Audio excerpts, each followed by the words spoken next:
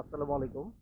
আমরা এই মুহূর্তে অসেক 5K M40R যে মডেলটি রয়েছে সেটি দিয়ে আমরা একটা রিভিউ ভিডিও তৈরি করছি, যে আসলে আমাদের ক্যামেরার ভিডিও কোয়ালিটিটা আসলে কেমন সেটা দেখানোর জন্য। আপনারা যদি এটার ভিডিও কোয়ালিটিটা একটু জাস্ট চেক করেন, দেখতে পারবেন। এটি হলো অসেক M40R।